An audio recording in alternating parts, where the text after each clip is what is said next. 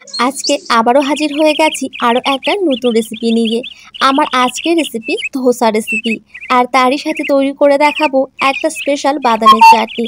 আর এই ধোসার সাথে এই বাদামের চাটনিটা খেতে কিন্তু ভীষণই ভালো লাগে। আর বন্ধুরা, এই ধোসা বানানোর জন্য চাল ডাল ভেজানো বা বাটাবাটি ঝামেলা ছাড়াই আজকে ইনস্ট্যান্ট আলুর ধোসা বানিয়ে দেখাবো। আর এই ধোসা খেতে তো সুস্বাদু হবেই, তার সাথে তৈরি করাটাও কিন্তু খুবই সহজ।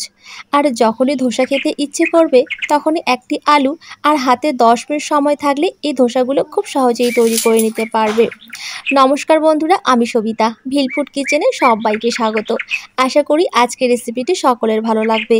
তাহলে চলো কথা না বাড়িয়ে রেসিপিটি শুরু করা যাক। তো আজকে যেহেতু বন্ধুরা আলুর ধোসা তৈরি করব, তার জন্য প্রথমে একটা মিডিয়াম সাইজের আলু খুব ভালোভাবে আমি ছুলে ছোট ছোট টুকরো করে কেটে নিয়েছি। এবার আলুগুলোকে একটা গ্রেটারের সাহায্যে খুব ভালোভাবে গ্রেট করে নেব। আর বন্ধুরা, অন্যান্য ধোসার থেকে এই ধোসাটা খেতে কিন্তু ভীষণই ভালো লাগে। অবশ্যই প্রথম থেকে শেষ অবধি পুরো ভিডিওটি দেখার কিন্তু অনুরোধ থাকলো। তো দেখো, আলুর মধ্যে দিয়ে দিলাম 3টে কাঁচা লঙ্কা, দিয়ে দিচ্ছি হাফ চামচ গোটা জিরে, আর দিয়ে দিচ্ছি সামান্য একটু নুন, মানে হাফ চামচের একটু কম নুন রয়েছে এখানে, আর দিয়ে দিচ্ছি এক টুকরো আদা। এবার ঢাকনা দিয়ে খুব ভালোভাবে পেস্ট করতে হবে, আর এখানে কিন্তু কোনো রকম জল দিতে হবে না। তো দেখো, পেস্ট করা হয়ে গেছে। এবার আমি তোমাদেরকে একটু দেখাচ্ছি। দেখো, এখানে কিন্তু কোনো রকম আলুর দানা থাকলে চলবে না, একেবারে মিহি করে কিন্তু পেস্ট করে নিতে হবে। দেখো, ঠিক এইভাবে আমি কিন্তু মিহি করে পেস্ট করে নিয়েছি। এবার এর মধ্যে দিয়ে দিচ্ছি 2 কাপ সুজি।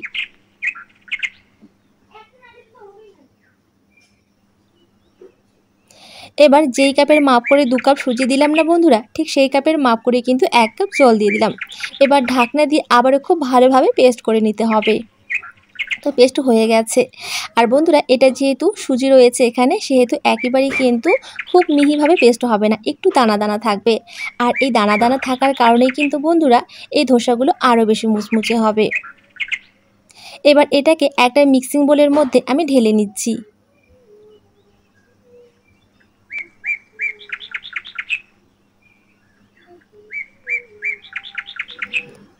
এবার এর মধ্যে দিয়ে দিচ্ছি হাফ কাপ বেসন, আর এখানে কিন্তু অবশ্যই তোমরা বেসনটা দেওয়ার চেষ্টা করবে বন্ধুরা, এতে করে কিন্তু ধোসার মধ্যে খুবই সুন্দর একটা কালার আসবে। আর দিয়ে দিচ্ছি 1 চামচ চিনি, অবশ্যই কিন্তু চিনিটাও দিতে হবে, এতে করে খেতে কিন্তু ভীষণই ভালো লাগবে। এবার বন্ধুরা, যেই কাপের মাপ করে আমি 2 কাপ সুজি নিয়েছি না, ঠিক সেই কাপের মাপ করে কিন্তু 1 কাপ আমি টক দই দিয়ে দিলাম। এবার খুব ভালোভাবে একসাথে আমি ফেটিয়ে নেব।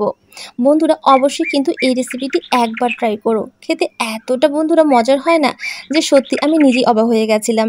অবশ্যই ট্রাই করো, আশা করছি তোমাদেরও ভীষণই ভালো লাগবে। তো দেখো, খুব ভালোভাবে ব্যাটারটাকে আমি ফেটিয়ে নিয়েছি। এবার যেহেতু আমার এই ব্যাটারটা একটু ঘন হয়ে গেছে, সেজন্য কিন্তু আমি মিক্সির জারটা ধুয়ে একটু জল দিয়ে দিলাম। আবারও খুব ভালোভাবে আমি কিন্তু ফেটিয়ে নিচ্ছি। খুব ভালোভাবে ফেটিয়ে নেওয়া হয়ে গেছে। এবার আমি তোমাদের ব্যাটারের কনসিস্টেন্সিটা দেখিয়ে দিচ্ছি। দেখো, ঠিক এরকম ঘনত্বের একটা কিন্তু ব্যাটার তৈরি করে নিতে হবে। খুব বেশি পাতলাও করা যাবে না, আবার খুব বেশি কিন্তু ঘনও করা যাবে না। ঠিক এরকম ঘনত্বের একটা ব্যাটার তৈরি করতে হবে। এবার এটাকে আমি 15 মিনিটের জন্য রেস্টে রেখে দেব।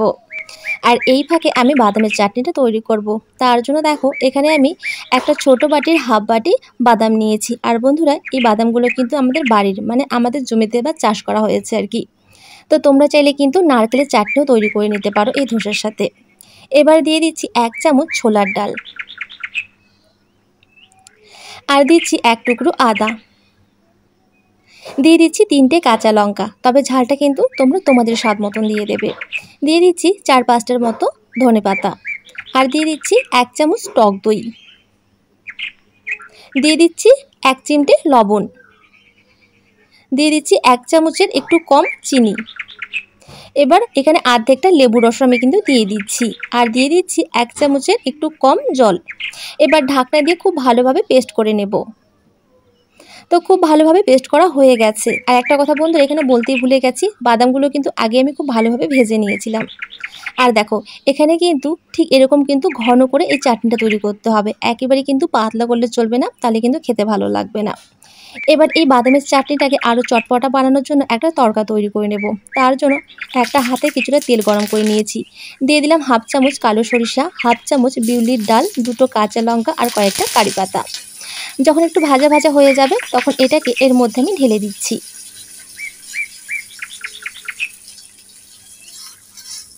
এবার একটা চামচের সাহায্যে খুব ভালোভাবে আমি একটু মিশিয়ে নিচ্ছি। আর বন্ধুরা এই চাটনিটা খেতে কিন্তু ভীষণই মজার হয়। অবশ্যই আমি যেভাবে তৈরি করলাম ঠিক সেইভাবে তোমরা তৈরি করো। আশা করি ভীষণই ভালো লাগবে খেতে। তো চাটনিটা আমার রেডি হয়ে গেছে, এক সাইডে রেখে দিলাম। আর এদিকে দেখো ব্যাটারটাও কিন্তু আমার 15 মিনিট রেস্টে রাখার হয়ে গেছে। তবে তোমাদের হাতে যদি একটু বেশি সময় থাকে সেক্ষেত্রে তোমরা কিন্তু আধা ঘন্টাও এই ব্যাটারটাকে রেস্টে রাখতে পারো। এবার সবার শেষে দিয়ে দিচ্ছি হাফ চামচের একটু কম বেকিং পাউডার। আবারও একসাথে খুব ভালোভাবে এবার ফেটিয়ে নিতে হবে। আর বন্ধুরা এ সময় যদি তোমাদের মনে হয় যে ব্যাটারটা আরও অনেকটাই ঘন হয়ে গেছে রেস্টে রাখার কারণে, সেক্ষেত্রে তোমরা কিন্তু আবারও সামান্য একটু জল দিয়ে ব্যাটারটাকে খুব ভালোভাবে ফেটিয়ে নেবে। দেখো আবারও তোমাদেরকে আমি একটু দেখিয়ে দিচ্ছি ব্যাটারের ঘনত্বটা। ঠিক এরকম ঘনত্বের একটা কিন্তু বন্ধুরা ব্যাটার তৈরি করতে হবে। খুব বেশি পাতলাও করা যাবে না, খুব বেশি ঘনও করা যাবে না। দেখো হাতার পেছন দিকটাও একটু কিন্তু আমি দেখিয়ে দিচ্ছি। তো চলো এবার আমি ধোসাগুলো তৈরি করে নেব। তো তার জন্য প্রথমেই দেখো একটা ফ্রাই প্যান খুব ভালোভাবে আমি গরম করে নিয়েছি। এবার কাপড়ের মধ্যে সামান্য একটু তেল লাগিয়ে ঠিক এইভাবে আমি ফ্রাই প্যানটাকে মুছে নিচ্ছি। এবার ফ্রাই প্যানটা যেহেতু খুব গরম রয়েছে একটু ঠান্ডা করার জন্য উপর থেকে একটু এইভাবে আমি জল ছিটিয়ে দেব। আবারও একটা সুতির কাপড় দিয়ে খুব ভালোভাবে কিন্তু জলটাকে মুছে নিতে হবে। এবার কিন্তু ফ্রাই প্যানটা অনেকটা ঠান্ডা হয়ে গেছে। এবার এক হাতা ব্যাটার ঠিক মাঝখানে আমি কিন্তু দিয়ে দিচ্ছি। দিয়ে এবার হাতা দিয়ে খুব ভালোভাবে একটু আমি ঘুরিয়ে নিচ্ছি। আর বন্ধুরা এ সময় কিন্তু আঁচটাকে একেবারে লোতে রাখবে। চাইলে তোমরা কিন্তু বন্ধ করে দিতে পারো, তাতে কোনো সমস্যা নেই। তো দেখো ঠিক এইভাবে ঘুরিয়ে নেওয়ার পর আবার আমি কিছুক্ষণ এইভাবে রেখে দেব। এবার কিন্তু আঁচটাকে লো টু মিডিয়ামে রাখতে হবে।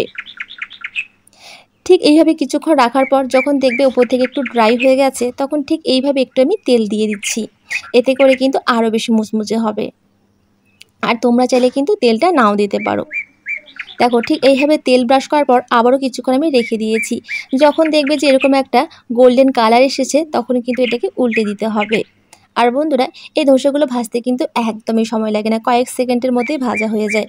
আর দেখো কত সুন্দর কালার এসছে। এবার এটাকে আমি রোল করে নিচ্ছি। আর অবশ্যই কিন্তু গরম গরম রোল করার চেষ্টা করবে বন্ধুরা, ঠান্ডা হওয়ার পর কিন্তু এটা রোল হবে না। তো দেখো ঠিক এইভাবে আমি রোল করে নিয়েছি। এবার একটা পাত্রের মধ্যে আমি তুলে নেব। আর নিশ্চয়ই বন্ধুরা আওয়াজটা শুনে বুঝতেই পারছো যে কতটা মুচমুচে হয়েছে এই ধোসাগুলো। অবশ্যই কিন্তু এই আলুর ধোসাগুলো বন্ধুরা একবার তোমরা ট্রাই করো। আশা করছি ভীষণই ভালো লাগবে বন্ধুরা। তো এই ফাঁকে তোমাদের কাছে আমি একটা ছোট্ট রিকোয়েস্ট করব, যদি আমার রেসিপিগুলো তোমাদের ভালো লাগে তাহলে প্লিজ একটা লাইক দিয়ে আমার চ্যানেলটিকে সাবস্ক্রাইব করো। আর বন্ধুরা আমি কিন্তু সবসময় চেষ্টা করি একেবারে সহজভাবে তোমাদের দেখানো, যাতে তোমরা প্রত্যেকটি রেসিপি তোমরা ঠিকঠাক মতো তৈরি করে নিতে পারো। তো দেখো একইভাবে কিন্তু আরও একটা ধোসা আমি তৈরি করে নিয়েছি। তো চলো একইভাবে যে বাকি ধোসাগুলো রয়েছে সেগুলো কিন্তু আমি এখন তৈরি করে নেব।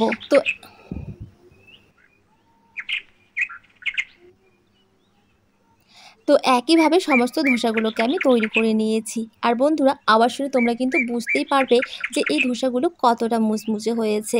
বন্ধুরা এই চাটনির সাথে এই ধোসাগুলো খেতে কিন্তু ভীষণই ভালো লাগে, অবশ্যই ট্রাই করো কিন্তু। আর আওয়াজ শুনে বুঝতেই পারলে যে কতটা মুচমুচে হয়েছে। তো বন্ধুরা আজকের রেসিপিটি কেমন লেগেছে অবশ্যই কমেন্টে জানাবে। ভালো লাগলে একটা লাইক দিয়ে চ্যানেলটিকে সাবস্ক্রাইব করো। তো চলো আজকে এখানেই বিদায় নিচ্ছি, দেখা হচ্ছে পরের রেসিপিতে। সবাই খুব ভালো থেকো।